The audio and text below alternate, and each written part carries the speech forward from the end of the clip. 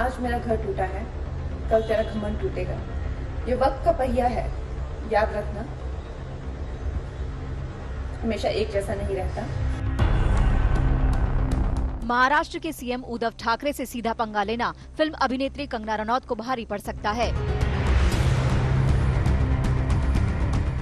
उद्धव ठाकरे, तुझे क्या लगता है कि तूने फिल्म माफिया के साथ मिलके मेरा घर तोड़ के मुझसे बहुत बड़ा बदला लिया है?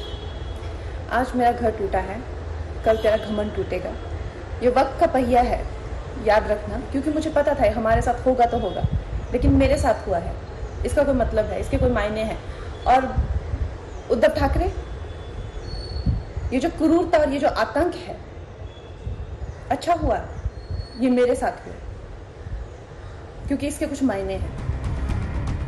अतिक्रमण के आरोप में बीएमसी ने पिछले दिनों कंगना के दफ्तर पर बुलडोजर चलाया था। इसी के बाद कंगना उद्धव ठाकरे पर सीधे हमलावर हो गयीं। लेकिन कंगना की जुबानी जंग पर महाराष्ट्र सरकार ने नए सिरे से पलटवार किया है। उद्धव सरकार ने मुंबई पुलिस को चिट्ठी भेजकर कंगना के कथित ड्रग्स केस की जांच के निर्देश दिए हैं।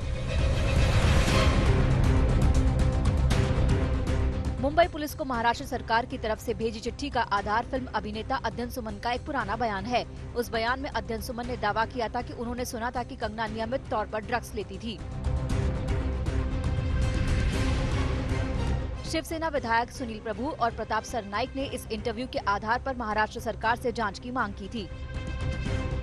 अध्ययन सुमन ने ऐसा आरोप उनके ऊपर किया था कि वो काले जादूगर करती है, काले पुतलियां रखती है और साथ ही में वो मुझे ड्रग दिया करती थी और खुद भी ड्रग का सेवन करती थी।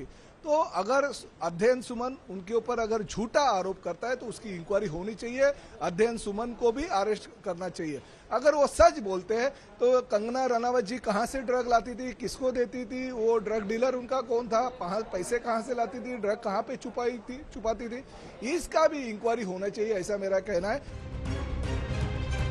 महाराष्ट्र के गृह मंत्री अनिल देशमुख ने इसी का संज्ञान लेते हुए कंगना पर लगे आरोपों की जांच के आदेश दिए हैं। कंगना रनावत जो है उसके ताल्लुकात या संबंध जो भी है,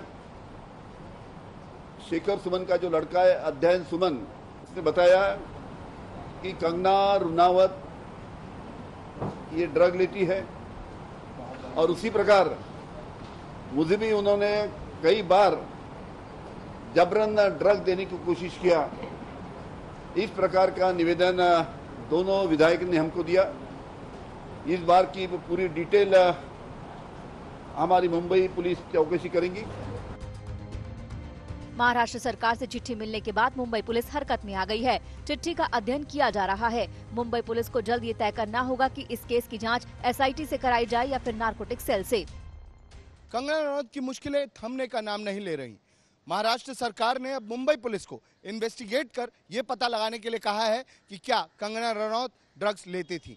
2016 में दिए गए एक इंटरव्यू में अध्ययन सुमन ने यह बताया था कि कंगना रनौत कोकेन यूज करती थी और उन्हें भी कोकेन लेने के लिए कहती थी। इसी को देखते हुए विधानसभा में महाराष्ट्र के होम मिनिस्टर अनिल देशमुख ने ये कहा कि इसका इन्वेस्टिगेशन किया जाना चाहिए, जिसके तहत अब मुंबई पुलिस को एक पत्र से संपर्क किया गया है और महाराष्ट्र सरकार ने आगे की इन्वेस्टिगेशन करने के लिए कहा है। इस बीच मामले में पहले ही नया मोड़ आ चुका है। महाराष्ट्र सरकार ने अभिनेता अध्ययन सुमन के बयान के आधार पर जांच का आदेश तो दे दिया है, लेकिन अध्ययन 2 दिन पहले ही इस मामले से खुद को अलग कर चुके हैं। मैं एक्चुअली कल से बहुत ज़्यादा डिस्टर्ब हूँ, बिकॉज़ मेरा नाम फिर से ड्रैग किया जा रहा है एक ऐसे इंटरव्यू को लेकर जो मैंने 2016 में दिया था। मैं हाथ जोड़ता हूँ आप सभी से कि प्लीज़ मुझे इसमें ना ड्रैग करें। जो मुझे कहना था वो मैंने 2016 में कह दिया था। तब मुझे और मेरे पूरे परिवार को नेशनल टेलीविज़न पर रिडिक्यूल किया गया था और अब मैं उस बात को भूल चुका हूँ, ज़िंदगी में आगे बढ़ चुका हूँ। तो प्लीज़ मुझे अपने डार्क पास्ट में फिर मत लेकर जाइए। बहुत मुश्किलों से मैं गुजरा हूँ। ये अजीब संयोग है कि सुशांत सिंह राजपूत मौत केस की जांच मौत मिस्ट्री से होते हुए ड्रग्स एंगल पर पहुंच गई है और इसमें रिया चक्रवर्ती समेत 6 लोगों को सलाखों के पीछे भी जाना पड़ा।